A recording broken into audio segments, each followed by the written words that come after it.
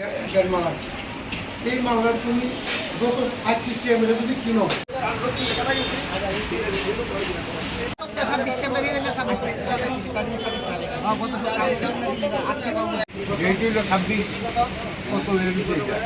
2 না কিছু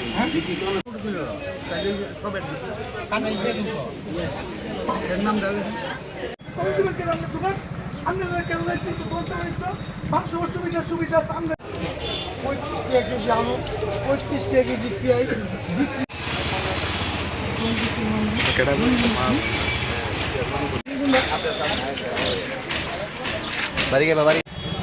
আসলে আমাদের সদর এনফোর্সমেন্ট টিম প্রতিনিয়তই আমরা বাজার পরিদর্শন করি। ইলেকশনের মুহূর্তে বেশ কিছুদিন বদ্ধ ছিল, কারণ আমরা সবাই ইলেকশনের কাজে খুব গুরুতরভাবে আমরা এগিয়ে ছিলাম। কালকে আমাদের মাননীয় ডিরেক্টর নির্মল অধিকারী মহোদয় বাজার পরিদর্শনের কথা বললেন এবং ওনার নির্দেশে আজকে আমাদের এই মহারাজগঞ্জ বাজারে আমরা ভিজিট করলাম।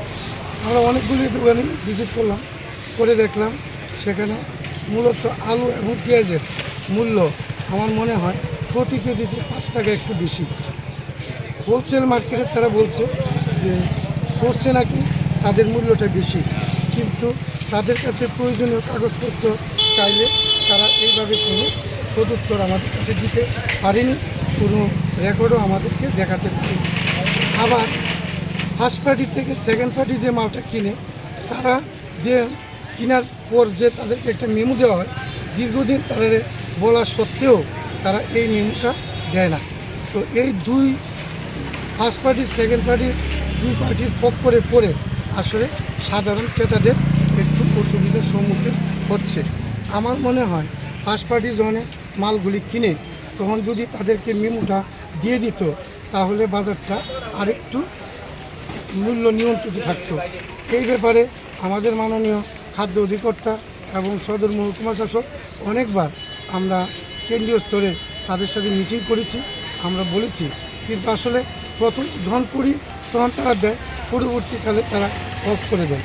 তো এইগুলি সঠিকভাবে এটা চালু করতে গেলে এটা আমাদের হেডকোয়ার্টার থেকে কঠোর পদক্ষেপ নিতে হবে, আইনি আরও শক্ত করে নিতে হবে।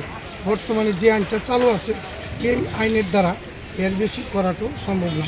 তো যাই হোক, আজকে আমরা রিটেল মার্কেটও পরিদর্শন করেছি, করে আমরা দেখলাম পেঁয়াজ প্রতি কিলো 25 টাকা এবং আলুও ভালোটা প্রতি কেজি 35 টাকা। তো আমার মনে হয় এই মূল্যটা প্রতি কিলো প্রতি 5 টাকা একটু বেশি আছে। তো আমরা অনেকগুলি দোকান দেখেছি, তাদের ব্যাপারে আইনগত ব্যবস্থা আমরা নেব, কারণ সেবা নোটিশ আমরা আজকে ধরিয়ে দেব দপ্তর অধিকর্তা, যা ভালো মনে করে তা সিদ্ধান্ত নেব এবং এই ধরনের অভিযান আমরা প্রতিদিনই আমরা করব। কোনো দোকানকে আপনারা কি বদ্ধ করেছেন? বা আমরা প্রথমে গণিতের দোকানে আমরা গিয়েছি, তো গিয়ে দেখলাম উনি এসআর ট্রেডিং থেকে কিছু মাল খরিদ করেছে। তো ওই মালগুলির মেমো চাইলে উনি আমাকে দেখাতে পারেনি এবং ওনার যে দ্রব্যমূল্য তালিকা সেটা 2 মাস ধরে এটা মেনটেন নেই। তো এবং বাটকারের ব্যাপারটা লিগেল মেট্রোলজি দেখে তারা প্রতিনিয়তই করে, আমাদেরও টিম মেম্বার তারা আজকে দুদিন তারা আসেনি। তো আমি দপ্তর অধিকর্তাকে বলবো তাদেরকে যাদের নির্দেশ দেয় যে যারা যারা কোনো আনটাস আছে বাটকারাগুলি ভেরিফাইড নেই তাদেরকে